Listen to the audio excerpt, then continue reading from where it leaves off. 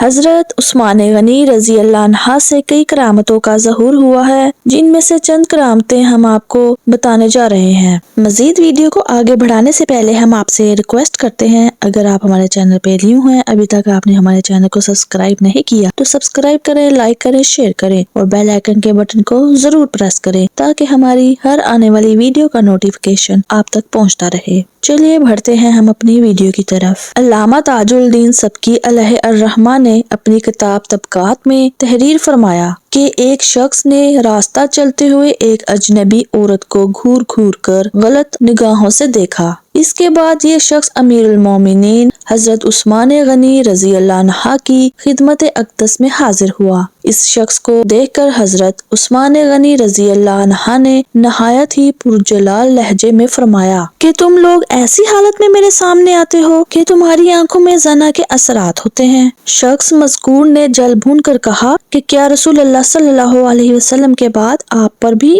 وحی اترنے لگی ہے؟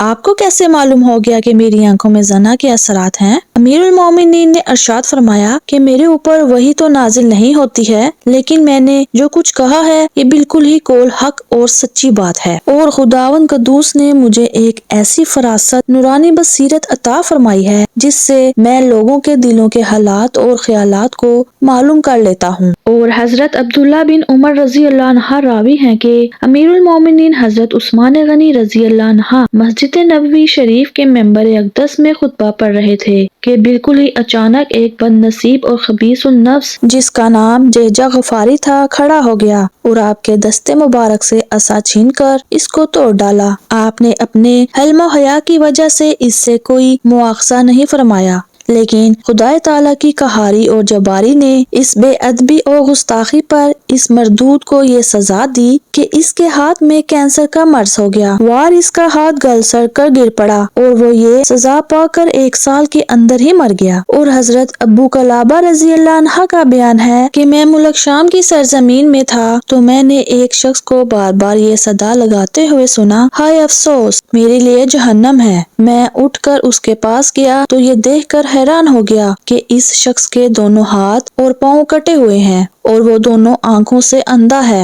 اور اپنے چہرے کے بل زمین پر اوندا پڑا ہوا ہے اور بار بار یہ صدا لگا رہا ہے کہ ہائے افسوس، میرے لیے جہنم ہے۔ یہ منظر دیکھ کے مجھ سے رہا نہ گیا۔ میں نے اس سے پوچھا کہ اے شخص، تیرا کیا حال ہے اور کیوں اور کس بنا پر تجھے اپنے جہنمی ہونے کا یقین ہے؟ یہ سن کر اس نے یہ کہا کہ اے شخص، میرا حال نہ پوچھ، میں ان بد نصیب لوگوں میں سے ہوں جو امیر المومنین حضرت عثمان غنی رضی اللہ عنہ کو قتل کرنے کے لیے ان کے مکان میں گھس پڑے تھے۔ میں جب تلوار لے کر ان کے قریب پہنچا تو ان کی بیوی صاحبہ نے مجھے ڈانٹ کر شور مچانا شروع کیا تو میں نے ان کی بیوی صاحبہ کو ایک تھپڑ مار دیا۔ یہ دیکھ کر امیر المومنین حضرت عثمان غنی رضی اللہ عنہ نے کہ اللہ تعالیٰ تیرے دونوں ہاتھوں اور پاؤں کو کاٹ ڈالے اور تیری دونوں آنکھوں کو اندھی کر دے اور تجھ کو جہنم میں جھونک دے۔ اے شخص، میں امیر المومنین کے پرجلال چہرے کو دیکھ کر اور ان کی اس قاہرانہ دعا کو سن کر کانپ اٹھا اور میرے بدن کا ایک ایک رونگٹا کھڑا ہو گیا اور میں خوف و دہشت سے کانپتے ہوئے وہاں سے بھاگ نکلا۔ امیر المومنین کی 4 دعاؤں میں سے 3 دعاؤں کی زد میں تو میں آ چکا ہوں۔ تم دیکھ رہے ہو کہ میرے دونوں ہاتھ اور پاؤں کٹ چکے ہیں اور دونوں آنکھیں اندھی ہو چکی ہیں۔ اب صرف چوتھی دعا یعنی میرا جہنم میں داخل ہونا باقی رہ گیا ہے اور مجھے یقین ہے کہ یہ معاملہ بھی یقیناً ہو کر ہی رہے گا، چنانچہ میں اسی کا انتظار کر رہا ہوں اور اپنے جرم کو بار بار یاد کر کے ندام و شرمسار ہو رہا ہوں اور اپنے جہنمی ہونے کا اقرار کرتا ہوں۔ مذکورہ بالا تینوں واقعات امیر المومنین حضرت عثمان غنی رضی اللہ عنہ کی عظیم کراماتیں ان کے سامنے خط کھول کر سب کو پڑھوایا اور اس حبشی غلام کا سارا واقعہ سنایا۔ اس پر سب لوگ بہت سخت برہم ہوئے اور تمام صحابہ کرام غیظ و غضب میں بھرے ہوئے اپنے اپنے گھروں کو واپس ہو گئے،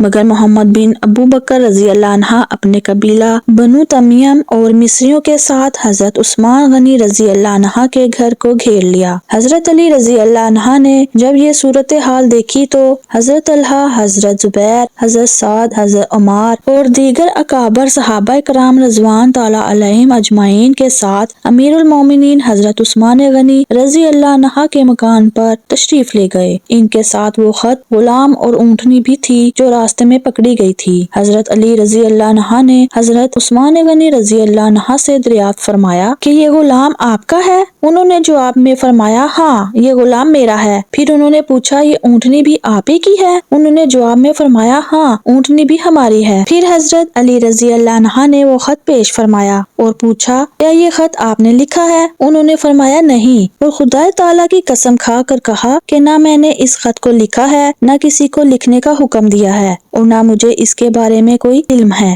حضرت علی رضی اللہ عنہ نے فرمایا بڑے تعجب کی بات ہے کہ اونٹنی آپ کی اور خط پر مہر بھی آپ کی، جسے آپ ہی کا غلام یہاں سے لے کر جا رہا تھا، مگر آپ کو کوئی علم نہیں۔ پھر حضرت عثمان غنی رضی اللہ عنہ نے اللہ تعالیٰ کی قسم کھا کے فرمایا کہ نہ میں نے اس خط کو لکھا، نہ کسی سے لکھوایا، اور نہ میں نے غلام کو یہ خط دے کر مصر کی طرف روانہ کیا۔ حضرت عثمان غنی رضی اللہ عنہ نے قسم کھا کر اپنی برات ظاہر فرمائی تو ہر شخص کو یقین ہو گیا کہ ان کا دامن اس جرم سے پاک ہے۔ لوگوں نے تحریر کو بغور دیکھا تو یہ خیال قائم کیا کہ تحریر مروان کی ہے اور ساری شرارت اسی کی ذات سے ہے۔ مروان اس وقت امیر المومنین کے مکان میں موجود تھا۔ لوگوں نے ان سے کہا کہ آپ اسے ہمارے حوالے کر دیجئے۔ آپ نے انکار کر دیا، اس لیے کہ وہ لوگ غیظ و غضب میں بھرے ہوئے تھے۔ مروان کو سزا دیتے اور اسے قتل کر دیتے، حالانکہ تحریر سے یقین کامل نہیں ہوتا، اس لیے کہ یعنی ایک تحریر دوسری تحریر کے مشابہ ہوتی ہے، تو انہیں مروان کی تحریر ہونے کا صرف شبہ تھا، اور شبہ کا فائدہ ہمیشہ ملزم کو پہنچتا ہے۔ اس لیے حضرت عثمان غنی رضی اللہ عنہ نے مروان کو اس کے سپرد نہیں کیا۔